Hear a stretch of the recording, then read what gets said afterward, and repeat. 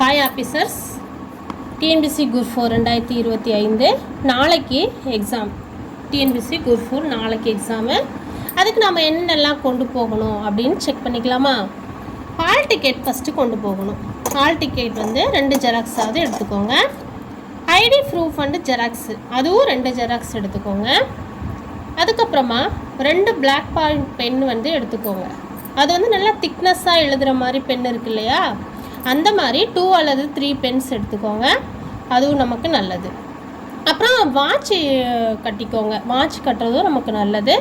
ஏன்னா வாட்ச் கட்டுறது மூலமாக நம்ம டைம் அப்பப்போ நோட் பண்ணிவிட்டு அதுக்குப்படி ஒரு கொஸ்டின் கூட நம்ம வந்து மிஸ் பண்ணாமல் ஷேர் பண்ண நமக்கு யூஸ்ஃபுல்லாக இருக்கும் வாட்ச் கட்டுறது.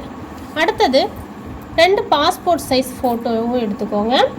வாட்டர் பாட்டில் எடுத்துக்கோங்க. ஒருத்தர் வாட்டர் பாட்டில் வந்து அலோவ் பண்ணுவாங்க. அது மேலே இருக்க ஸ்டிக்கர்ஸ் ஏதாவது இருந்துச்சுனாலும் அந்த ஸ்டிக்கர்ஸ் எல்லாம் ரிமூவ் பண்ணிடுங்க. வாட்டர் பாட்டில் நல்லா ப்ளைனாக இருக்க மாதிரி கொண்டு போங்க, அலோவ் பண்ண வாய்ப்பு இருக்குது. ஃபேஸ் மாஸ்க் எடுத்துக்கோங்க, அது நம்மளுடைய சேஃப்டிக்கு. அப்புறம் ஒரு கொஸ்டின் வந்து ஒரு 30 செகண்ட்ஸ்க்குள்ளே ஆன்சர் பண்ணுற மாதிரி பார்த்துக்கோங்க. இதெல்லாம் தான் நம்ம செக் பண்ணிக்க வேண்டியது.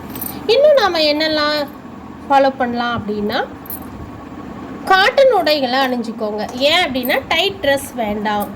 ஏன்னா காட்டன் உடைகள் வந்து நம்ம கம்ஃபர்டபுளாக இருக்கும். ஒரு வேளை ஹாலில் ஃபேன் இல்லை, ஒரு கப்புன்னு ஒரு மாதிரியாக இருக்குது அப்படின்னா நமக்கு காட்டன் ட்ரெஸ் ரொம்ப யூஸ்ஃபுல்லாக இருக்கும். டைட்டாக இல்லாமல் இருந்தால் நம்ம ஃபோக்கஸ் வந்து ட்ரெஸ்ஸில் போகாது. நம்ம எக்ஸாமில் மட்டும் நம்ம ஃபோக்கஸ் செலுத்துறதுக்கு இதுவும் உதவியாக இருக்கும்.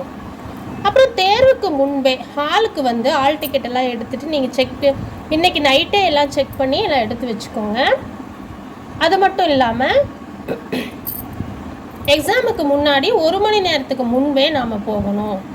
ஹாலுக்கு ஏன் 1 ஹவருக்கு முன்னாடியே போகணும் அப்படின்னா, நான் ஒரு டைம் அப்படி தான் வந்து 2019 நினைக்கிறேன், எக்ஸாமுக்கு ஒரு 10 நிமிஷத்துக்கு முன்னாடி ஸ்டார்ட் பண்ணிட்டாங்க. கொஸ்டின் கொடுக்குற அந்த கவரையே அந்த டீச்சர் பிரிச்சுட்டு இருக்காங்க. அந்த டைமில் நான் போனேன்.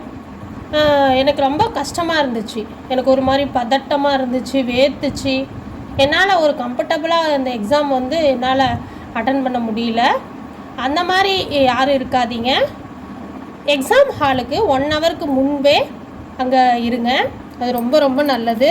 நல்லா ரிலாக்ஸ் பண்ணிக்கலாம். சாக்லேட் ஏதாவது இருந்தாலும் சாப்பிடுங்க. உங்கள் கடவுளை நல்லா வேண்டிக்கோங்க. வேண்டிட்டு இன்றைக்கி நைட்டோட படிக்கிறது எல்லாத்தையும் எடுத்து வச்சுருங்க. நாளைக்கு காலையில் நீங்கள் ஃப்ரெஷ்ஷாக எந்திரிச்சு நல்லா பிடிச்ச ஃபுட்டு சாப்பிடுங்க. முடிஞ்ச வரைக்கும் சுடுதண்ணி கூட லைட்டாக குடிங்க. வாட்டர் பாட்டில் எடுத்துக்கோங்க, சாக்லேட்ஸ் எடுத்துக்கோங்க. சாப்பிட்டுட்டு பொறுமையாக நீங்கள் கடவுளை வேண்டிட்டு தைரியமாக சந்தோஷமாக கவர்மெண்ட் ஆஃபீஸர் ஆக போகிறோங்கிற நம்பிக்கையோடு நீங்கள் எக்ஸாம் ஹாலுக்கு போங்க. போய் 1 ஹவருக்கு முன்னாடியே போய் உங்களுடைய பெஞ்சில் நீங்கள் அமர்ந்து ரிலாக்ஸ் பண்ணிக்கோங்க. அதுவும் ரொம்ப உங்களுக்கு உதவியாக இருக்கும். அடுத்தது கேள்வித்தாள் கொடுப்பாங்க இல்லையா, அதை வந்து நம்ம சும்மா ஒன் டைம் ரீட் பண்ணுங்கள். அது டைம் கொடுப்பாங்க இல்லையா, சும்மா 1 டைம் வந்து இப்படி தானே இருக்கும் கேள்வித்தாள், இந்த மாதிரி தான் இருக்கும். இந்த மாதிரி தான் கொடுப்பாங்க. இதை வந்து நம்ம 1 டைம் இப்படி ரீட் பண்ணிக்கலாம். இப்படி ஒவ்வொரு கொஸ்டினாக பார்த்துக்கலாம். ஒவ்வொரு கொஸ்டினாக பார்த்த உடனே நமக்கு பதட்டமோ பயமோ படாதீங்க. ஏன்னா சில கொஸ்டின்ஸ் வந்து நம்ம பார்க்கும்போது ஞாபகம் வராது ஆன்சர். அதுக்கப்புறம் நாம் வந்து ஆன்சர் பண்ணும்போது கண்டிப்பாக ஞாபகம் வரும்.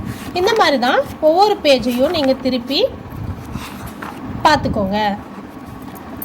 அது ஒன்று பண்ணுங்கள். அதுக்கப்புறமா நீங்கள் இந்த மாதிரி கேள்வித்தாளை நீங்கள் ஃபஸ்ட்டு பார்த்துக்கிறீங்க. அதுக்கப்புறமா என்ன பண்ணணுன்னா, ஆன்சர் ஷீட்டில் கேள்வி எண்களை கரெக்டாக சரி பார்க்கணும். இது ரொம்ப ரொம்ப முக்கியம். ஏன்னா நம்ம கொஸ்டின் இங்கே பாருங்கள், இந்த கேள்வித்தாளில் 12வது கேள்வி தாயுமானவராற்றிய பணி எதுன்னு கேட்குறாங்க இல்லையா. இந்த கேள்விக்கு நம்ம வந்து ஆன்சர் ஷீட்டில் வந்து ஓஎம்ஆர் ஷீட்டில் கரெக்டாக அந்த 12 நம்பருக்கு நேராக இருக்க அந்த பாக்ஸில் தான் நம்ம கரெக்டான ஆன்சர் இருக்கிற ஷேர் பண்ணணும்.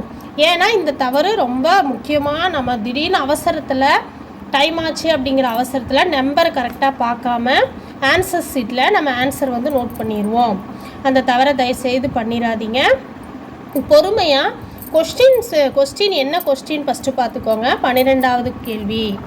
அப்போ ஆன்சர் சீட்லேயும் கரெக்டாக 12 அப்படிங்கிறதுக்கு நேராக பார்த்து பாக்ஸ் இருக்கும் இல்லையா, ஏபிசி ஆப்ஷனு, அதில் நீங்கள் ஷேர் பண்ணுங்கள். இது ரொம்ப ரொம்ப முக்கியம். கொஸ்டினுடைய நம்பரும் ஆன்சர் சீட்டில் இருக்க நம்பரும் கரெக்டாக இருக்குதான்னு கண்டிப்பாக நீங்கள் செக் பண்ணிக்கணும். அது ரொம்ப ரொம்ப நமக்கு நல்லது. அப்புறம் இன்னொரு விஷயம் ஆஃபீஸர்ஸ் என்ன அப்படின்னா, நாம் லீட் பண்ணுவோம்.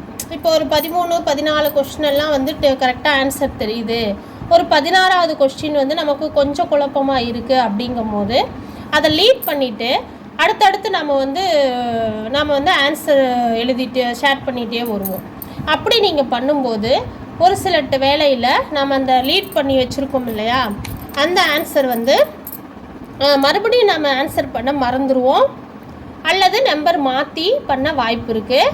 அதனால் நீங்கள் முடித்த வரைக்கும் அந்த கொஸ்டினுக்கான ஆன்சரை அப்போவே கரெக்டாக உங்களுக்கு என்ன ஆன்சர் தோணுதோ மனசில் ஃபஸ்ட்டு அதவே நீங்கள் ஆன்சர் பண்ணுங்கள். அப்படி உங்களுக்கு ஏதாவது குழப்பமாக இருந்தாலும், ஒருவேளை நீங்கள் லீட் பண்ணியிருக்கீங்க, ஏதாவது ஒரு கொஸ்டின் ஆன்சர் பண்ணாமல் விட்டுருக்கீங்க அப்படின்னா, அதை கடைசி ஒரு 5 மினிட்ஸ் இருக்கும்போது கண்டிப்பாக நீங்கள் செக் பண்ணிக்கோங்க. உங்கள் ஆன்சர்லாம் கரெக்டாக கொஸ்டினுக்கு நம்பர் படி ஆன்சர் சீட்டில் கரெக்டாக ஷேர் பண்ணியிருக்கீங்களான்னு செக் பண்ணிக்கோங்க.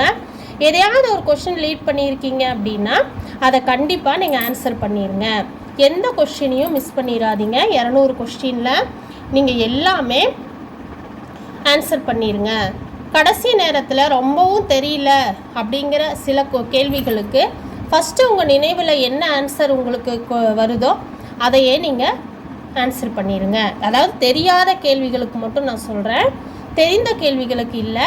தெரியாத கேள்விகளுக்கு எந்த இதுன்னு தெரியல அப்படிங்கிற லாஸ்ட் மினிட்ஸ் ஆயிடுச்சு, இப்போ ஆன்சர் பண்ணணும், என்னன்னு தெரியவே இல்லை, ஞாபகமே வரல அப்படிங்கிற பட்சத்தில் நீங்கள் ஃபஸ்ட்டு உங்களுக்கு எந்த ஆன்சர் தோணுதோ, இல்லைன்னா அதை சம்மந்தப்பட்ட இப்போ அந்த கொஸ்டின் பாரதியாரை பற்றி இருந்துச்சுன்னா பாரதியார் சம்மந்தப்பட்ட அந்த நிகழ்வுகளை ஏதாவது யோசிச்சு பாருங்கள்.